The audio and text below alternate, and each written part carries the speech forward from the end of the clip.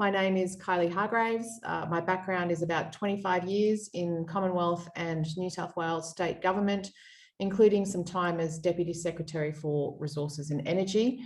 Since leaving government, I've been a consultant, again, mostly in the energy, waste and water space, but not exclusively.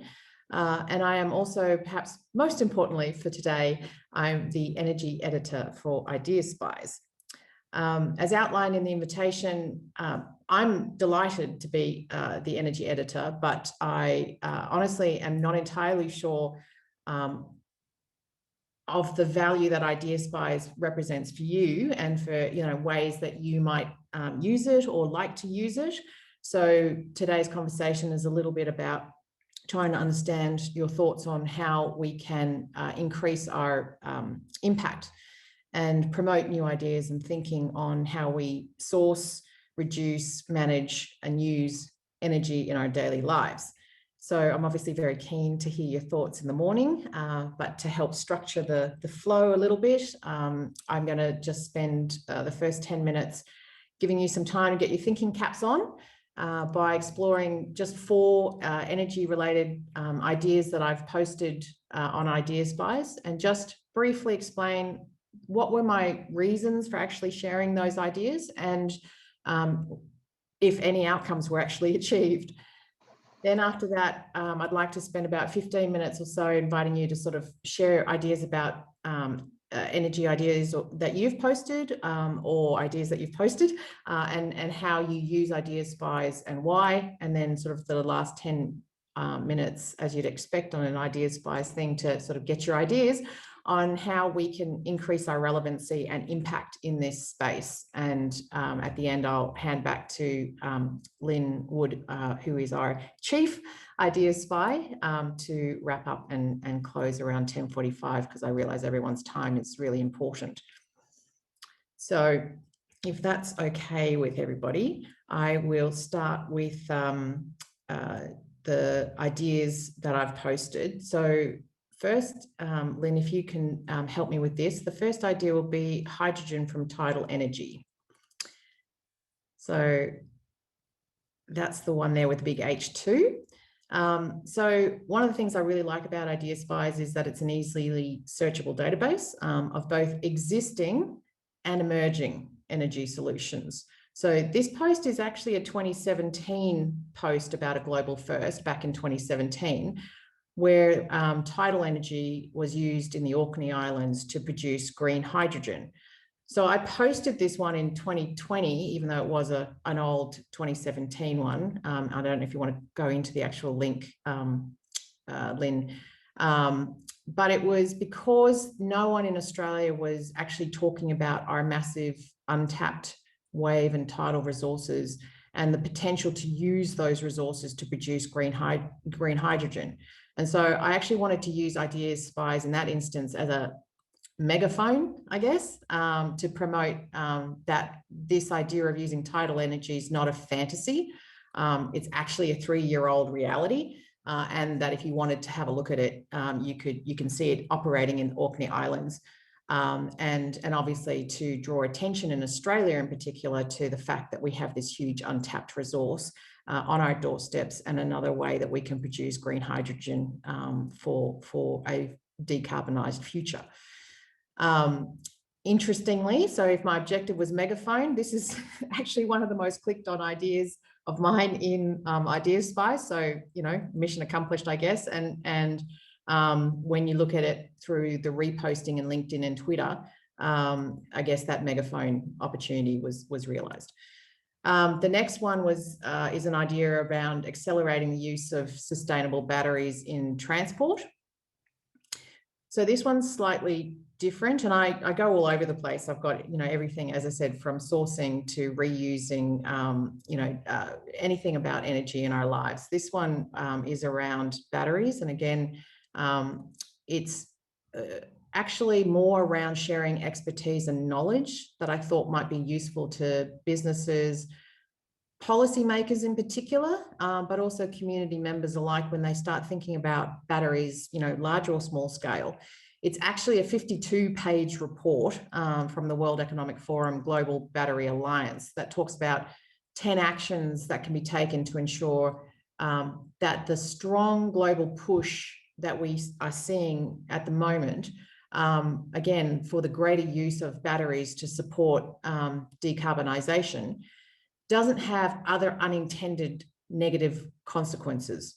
So in other words, it's a expertise report resource which talks about managing the ethical, economic and environmental impacts of the entire supply chain, from sourcing the critical minerals right through to the final life treatment of the residual waste. And here, I guess my intent was to share what I thought was a useful and valuable resource for policymakers and community to think about batteries in a more holistic manner.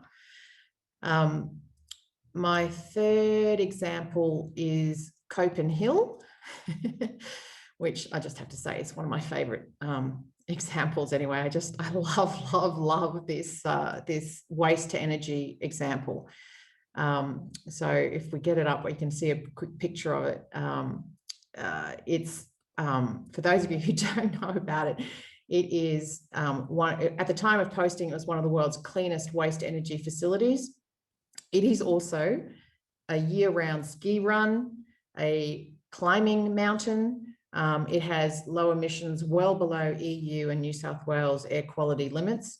And its location is literally in the heart of Copenhagen. So right in the middle of cultural institutions, right in the middle of residential developments. And I posted it because I just think it's a brilliant case study of not just urban planning and creative design when it comes to waste to energy, and obviously a great emissions story. It's also, to me, a really clear success story in how you can overcome social license challenges of waste to energy facilities, which, you know, many people in Australia will support, but not in their backyard. And here is a brilliant case study that you can point to. Again, that shows that there is ways that you can deal with that social license issue right in the heart of high residential urban areas. And this is a tourist attraction. It's, you know, the locals use it all the time, whether it's winter or summer. It's really just fabulous. So why did I post that in terms of an outcome, apart from, you know, I just love it? It actually unexpectedly generated a connection with the Principal for Sustainability in Arup. And that was great. We had a little bit of a dialogue, and she's an expert in this area. She was actually providing advice to various government agencies at the time. And I asked if she would mind presenting to the Regional Development Australia board on which I sit. One of the things we were trying to do was to try and get the board to think about how they can work with local Sydney councils to try and overcome this fear of waste to energy operations in their local areas. And first I had to try and convince, you know, not convince, but obviously help the board understand that this can be a good news story, economically, environmentally, you know, socially, and wanted her to present all of her fantastic expertise around the European case studies that she knew about, that they'd been involved in. And so she very kindly did that, which was fantastic. Didn't necessarily get the board outcome that I wanted, but you know, it was a great example of connectivity and collaboration, so which came about just from simply posting the idea, which I love. The last one I just wanted to bring up briefly is the UK gets its first biorefinery. So this is about a New Zealand innovation in biorefinery. So one of the challenges with e-waste is that in recovering many of the critical minerals, you generally have to use a lot of cyanide. That's not very popular and it's not great for the environment, obviously. You also have to use a lot of energy and a lot of water.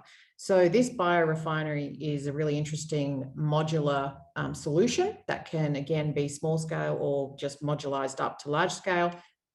No cyanide, significantly less energy and significantly less water in the use of while recovering the critical minerals. So again, I loved it because it's great innovative technology and is a scalable solution. But I just tagged the New South Wales company called, the New Zealand company called Mint Innovations in my tag, saying, love to see you in Sydney. And they actually reached out and told me that they were investigating New South Wales. And the areas that they were looking at included the orange in the Illawarra, and I was really quite interested in helping them with that, given my old Austrade hat on. And so I worked out very quickly that I could connect them to a couple of, councils, New South Wales government people, and others in those two areas that they were interested in.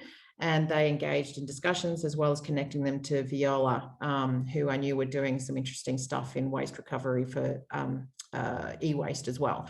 So they didn't end up choosing Illawarra or Orange, but they have committed to New South Wales, and they are setting up. And so next, at the end of this year, they will be actually establishing in New South Wales. So I take that as an investment win for a great idea into Australia, where we have an e-waste problem. So that's a whirlwind tour of 4 very quick ideas, which I just thought were useful to give you some time to think about the next bit, about sort of, your use of IdeaSpies and what you hope to achieve, or how you think we could use it. And so those 4 examples for me identify, obviously, the positivity. We want to share good ideas, but it shows that we can do more than just, the short, sharp, even though that makes digestion very easy. But it's, expertise and knowledge sharing, it's networking and collaboration, and it's hopefully, for me, it's the commercial realization and the rapid uptake of some of these new ideas in new markets that really speaks to me when I think about IdeaSpies and how it can operate. I've probably terrified you all with that whirlwind tour. So now it's over to you. If I'm 1 minute over my timing, but hopefully that's helped spark some thoughts. I'd be really interested to hear from you guys for the sort of the next 10 minutes or so around some of the ideas you might have posted, or how you may have used IdeaSpies, or even what you think might be possible from using a platform like this. Is anyone game to go first? Keith, I saw you put your hand up. Thank you. A very basic question, I guess, for Lynn. How many subscribers do you have on your list? There'd be a couple of thousand. Right. Mm-hmm. So we're a long way from taking over the world.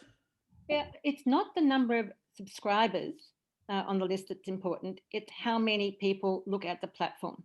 Yep. And the views, because we're not going for multiple subscribers, because there's an upgraded process. It's not just putting in your email address.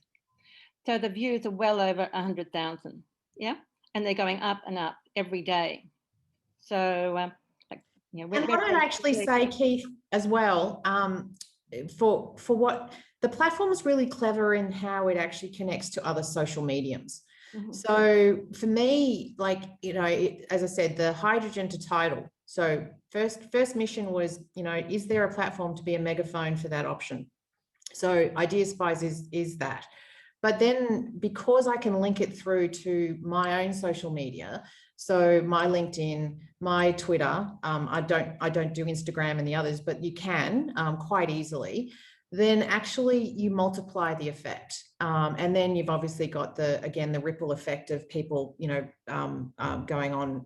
So for some of the posts, it may be 1,000+ clicks on IdeaSpies, but then it's another 3,000+ on my LinkedIn, and it's another 100 reshares, and it's that sort of.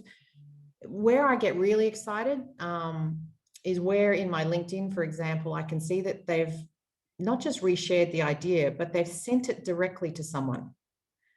Now, why do I think that's better than just a blast? I actually think that's better because it means there's something new, something interesting in that post that is changed the way people are thinking about something that they're dealing with.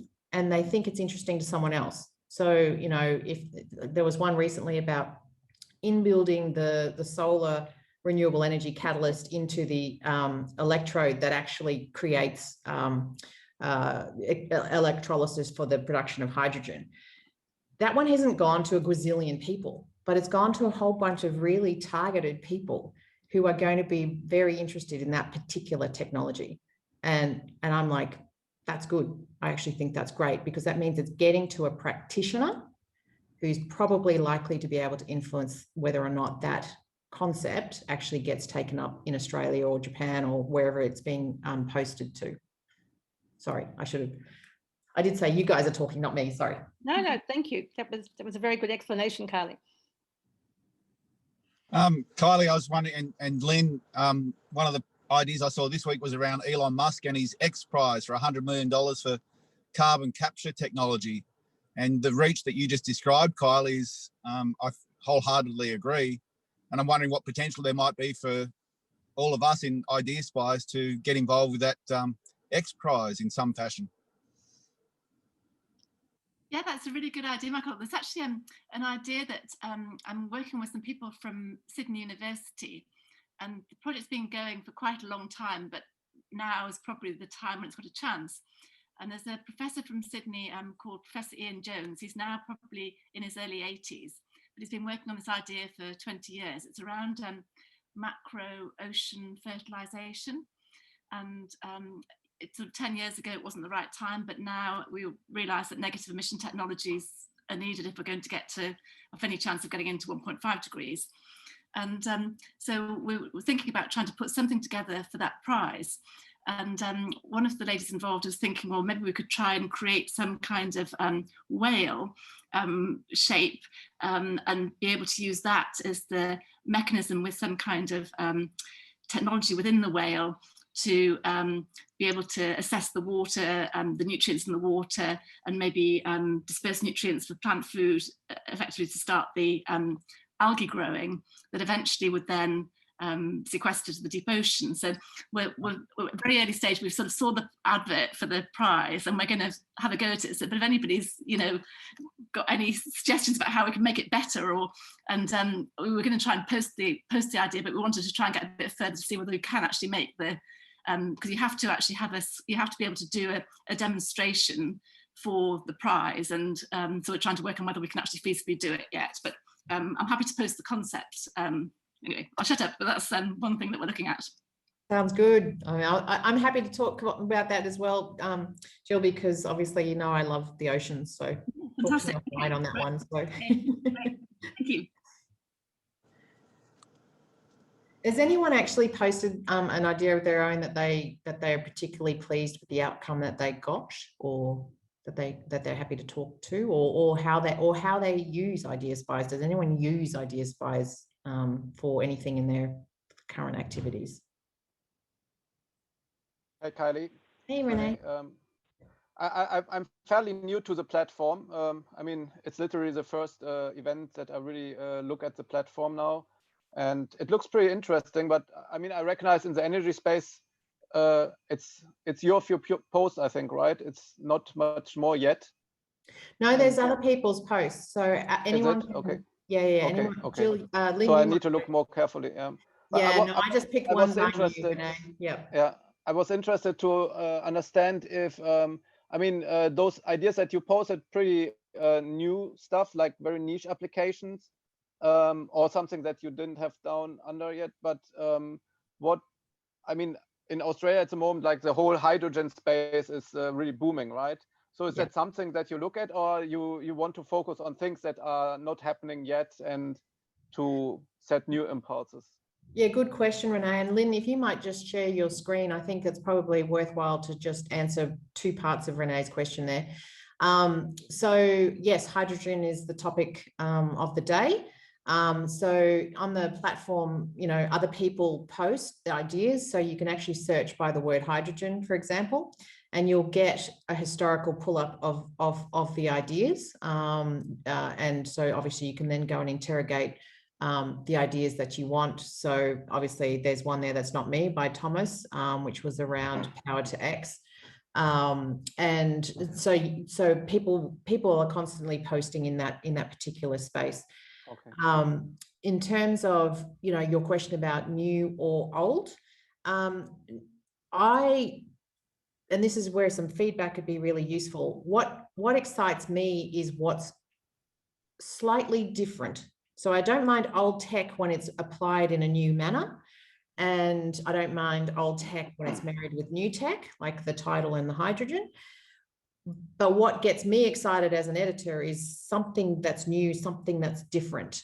But if the audiences are, you know, if there's value in the platform actually focusing on some of the, you know, Bill Gates, I think, you know, you probably have to have not picked up a newspaper in the last week or so to see the coverage about Bill Gates's book, and he sort of, his second line in his book, which I did have it somewhere, is basic. I can't remember the first line, but the second one is around essentially existing technologies we have and new solutions we need. And for me, that's IdeaSpies encapsulated. You know, we've got existing solutions we want people to understand are available and can be applied, and they can come from anywhere in the world. It doesn't have to be Australia, because that's the problem with being too focused on Australia. In fact, we want them to, you know, draw on it as an international resource. But existing technologies and new breakthroughs, what are they, so that we can actually, again, you know, that positivity, that hope, that, you know, excitement that you get from finding something and go, I could actually apply that over here. And, I actually want to go and talk to someone about that, or that's really useful. That's the kind of thing we're trying to do. That's a long answer to a short question. No, sorry. no, makes sense. Yeah. So is it actually, sorry, because I'm pretty new, so I didn't use the platform yet really for myself. Is it that some ideas really kicked off and you are getting feedback, or is it mainly just like one way direction? We are sharing ideas, and some people might or might not use it, but we don't really know what's happening. So do you have some feedback or some work groups? Yeah, Lynn, you might want to talk about the work groups, but very quickly for me, Renee, I get the feedback predominantly. So there's feedback mechanisms within the platform itself. So you can actually get feedback directly from people who are on the platform. But I also get a lot of feedback, and as I said, things like the Erupt connection and the Mint innovation connection, that was from reposting the ideas post on my social platforms. So I get it from multiple points, but you can also track how popular a particular idea is. You'll see the clicks in the platform on that. And then Lynn and Maddie, I think, have got various work groups going, so they might want to talk about that. Thank you. Yeah, thanks, Renee. Good questions. As Kylie said, we track all the ideas in terms of how many clicks there are on them, and they're increasing numbers of clicks. They have to get at least 100 to be in the newsletter at the moment, which is over the previous 10 days, but you know, some of them have got thousands of clicks on them, and you multiply by about 50 for views. Yeah, so they're in a lot of feeds. That's how the distribution is happening.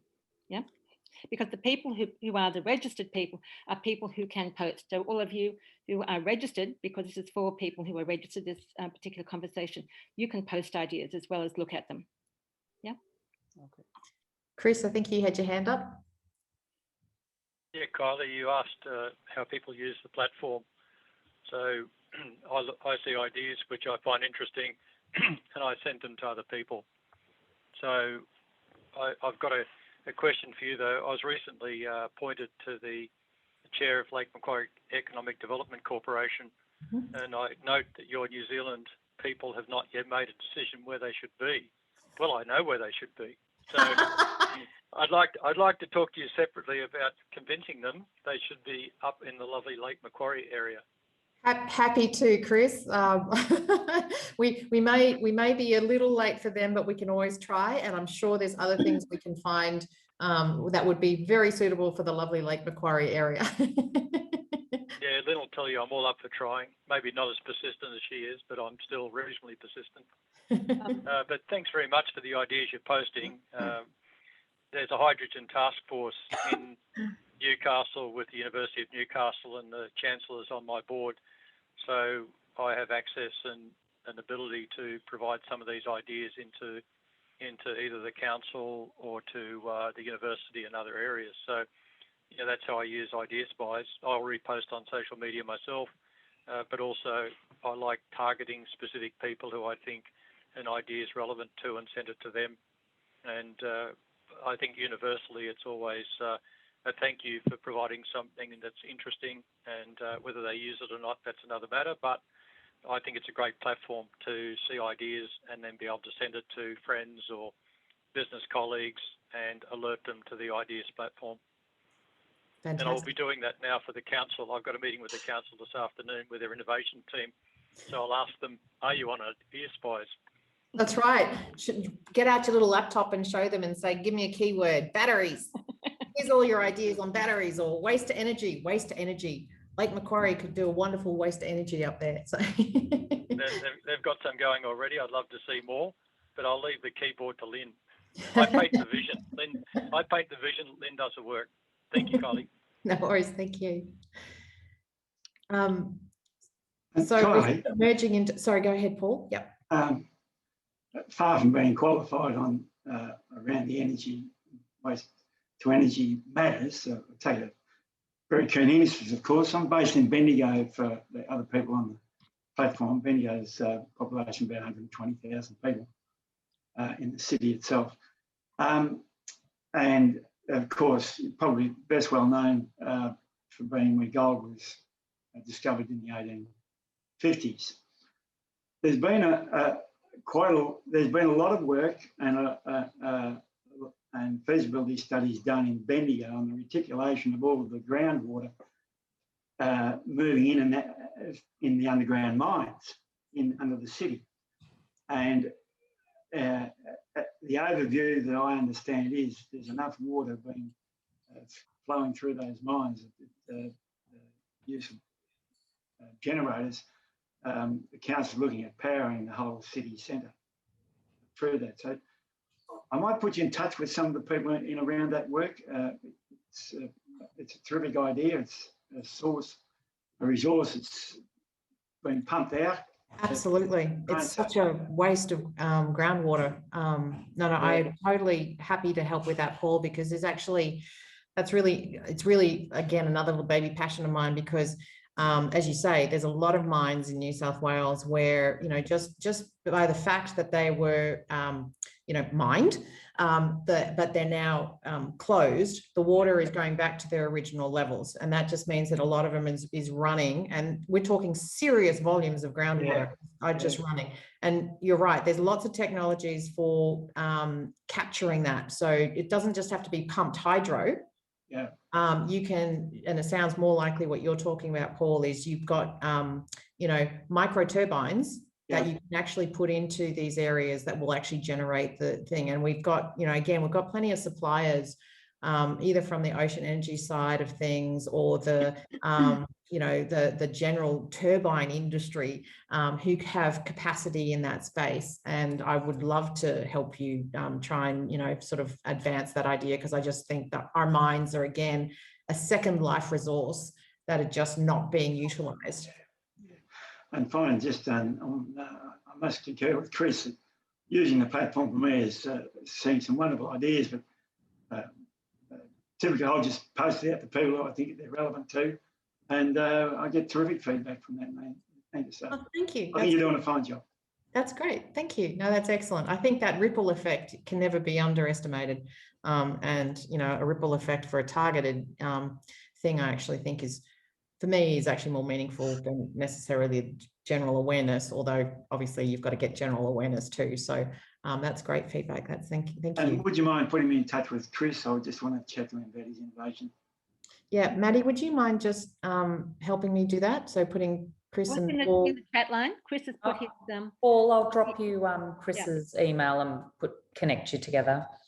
Yeah, I put my LinkedIn into the chat window. Good man, Chris. There we go. And I can see Sarah's done that as well. So if anyone else wants to do that, please go ahead. And Sarah and I have connected, so busy.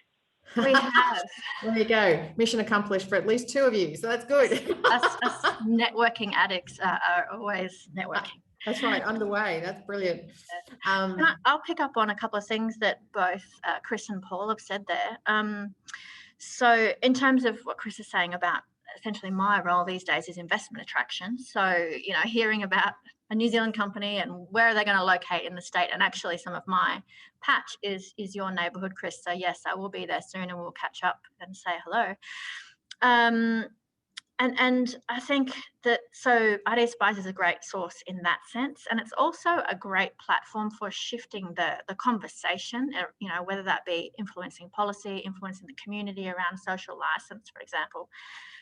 So going back to that Copenhagen example that you used, Kylie, and my previous role was with the Danish consulate, so I know that one quite well.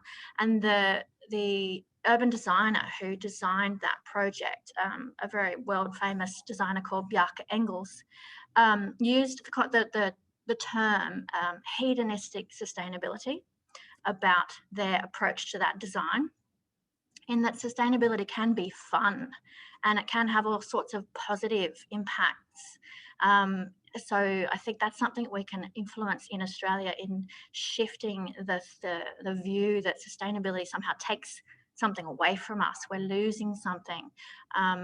This kind of conversation around, you can either have renewable energy and net carbon energy type goals, or you can have economic growth, that it's one or the other, and decoupling that conversation, that it is actually an opportunity for economic growth, for fun, for community building, etc., is where I think we can have an impact with sharing some of those examples from where they're already being done in other places around the world. Like you highlighted about the Orkney Islands, it was done in 2017. So this is not, this is not actually not new. It's not actually groundbreaking anymore. And we have those resources in Australia to capitalise or, even further engineer and design them for Australian needs. So yeah, I think that there's a lot of value in us sharing all of these ideas and sending them to those key contacts that you have in your network. So I often flick things off to my old trade commissioner to show him, this is so to another European contacts to show this is what's happening in Australia and how you guys can feed into it as well. So back and forth, sharing in both directions. Fantastic. Thanks, Sarah. I think we've morphed into the last bit, which was around sort of ideas that how we can add more value to what you're trying to do with the platform in your own circles of influence. So if people have any sort of more thoughts in that space, put your hand up because we'd love to hear it, because I was aware of the social license, obviously, because of the Copenhagen type example, but I think you're right, Sarah. There's actually maybe there's even more in that excitement side of things, because again, I occasionally post on things that in that sustainability space, so you can search by sustainability, for example, or whatever, but again, really clever things with wool, for example. So we're an agricultural country, we use a lot of wool, and how do they use the sort of the leftover wool to create sustainable packaging? Because if you're actually trying to decarbonize, you've obviously got to decarbonize across the entire community. So there's a lot of really clever, simple ways. You don't have to be thinking about grid scale electricity. You can actually be thinking about, how do I reduce the energy I waste in my product consumption, or my transport, or whatever it is. And you can just look at so if you just type in wool, I can't remember the rest of the story, Lynn, but it might, oh, you have done it. Sorry, go up and I'll see if I can find it. Oh, no, sorry, go down. It's actually the one on the, so no, sorry. It's the first one, actually. It's one of the ocean pitch ones, I think. It's the, I think it's the wool as packaging. Yeah, there we go. Waste wool replacing polystyrene packaging. And it's really simple. And you just think, oh my God, we should be manufacturing this sort of stuff. It's really not, it's not going to change the world today, but it's going to make a difference. So I actually like that idea that we need to do a bit more on that social license side of things. Any other comments from anyone? Jeremy? You're on mute. The eternal catch cry of 2020 and 2021. Sorry. Terrific to hear the comments coming from all around the room. And Lynette and Lynno and Madeline, I'm the editor for the climate subject on the website, and obviously that includes energy and technology, and it includes governance, and includes a range of things. I'm inspired by the comments to say, firstly, clearly IdeaSpies is a mirror to the world of change that we're going through. We're going through massive change, as we all know. But the connections that so as a mirror, we can see the change going on, and maybe get the movements, and maybe shifting the shifts in conversation, as Sarah mentioned. But I'm really inspired by what Chris raised about hydrogen at Newcastle University, because I think IdeaSpies, we initiate possible connections, but we don't have a mechanism by which we can ensure those connections to be made. And Chris, I'm sure you know that there's massive research in hydrogen at University of New South Wales, and I'm sure the researchers know of each other, but there might be connections that we could make if we find the ideas happening both in Newcastle and University of New South Wales and anywhere else in the world. And I'm wondering, Lynn, it's a bit of a challenge. I'm wondering if there's any way where we can reinforce the connections that IdeaSpies can make, because I think we are doing the job of reflecting change, of shifting conversations, but the connections that we can make with the ideas that come forward, I think would be really valuable. No, that's good. Absolutely good point, Jeremy. Would you like to talk, Kai? Thanks, Jeremy, for that. And thanks for this. I know that Lynn has spoken to me about the IdeaSpies for some time, and I'm sorry I haven't used it more. Just to let you know that there are probably two things that are interesting in this area for us. We created, I brought one of Richard Branson's companies to our region called the B Team Australasia. One of our initiatives is recently we set up the Climate Leaders Coalition. It is comprised of 25, just soon to be 30 of our major CEOs, both in terms of largest companies, biggest emitters, but also a more broadly focused industry representation. And the whole idea, for the first time I've seen, is that not only do the CEOs, not only have they joined to help them and their companies, but they've also made a real effort to say we really want to help the other founding partners of this group, which I think is fantastic. And so we've got about 5 major projects that our different CEOs are doing, and we've also got one for this year. That's on the one side. On the other side, there have been lots of interested parties, whether it's organisations that are NGO or others like Climate Works, etc. And we are about to put together a group of these interested parties. They're not CEOs of major companies, so they won't become members of the Climate Leaders Coalition at this stage. It will be retained as a CEO only forum, but we are going to be bringing together this other group of interested parties to see whether we can maybe do a project together that might be able to change the landscape in Australia. So if any of you are interested parties, then please let me know. But I really just want to say congratulations on this, because I love the idea. You have these great ideas and they're explained in 100 words. Let me tell you, I'm just learning about all of this. So, so thank you very much. Thank you, Lynette. Appreciate that. Guys, I appreciate that you've been very generous with giving up 45 minutes of your day. So we're pretty close to time. I'm just going to hand back to Lynn to close. But just before I do, again, can I just really say thank you? I know it was a bit of a weird invitation for a conversation about, energy with a focus on, how do we make this more useful? But I think you can tell from the group, we're all pretty passionate about, sourcing and using and reducing our energy consumption to help decarbonize the economy. So, I think Sarah, although she's disappeared, said it well. We obviously it's a plus game. We're not going to lose anything by actually trying to help commercialize some of these fantastic ideas and spread them around. I think we can add to the economy and save the environment at the same time.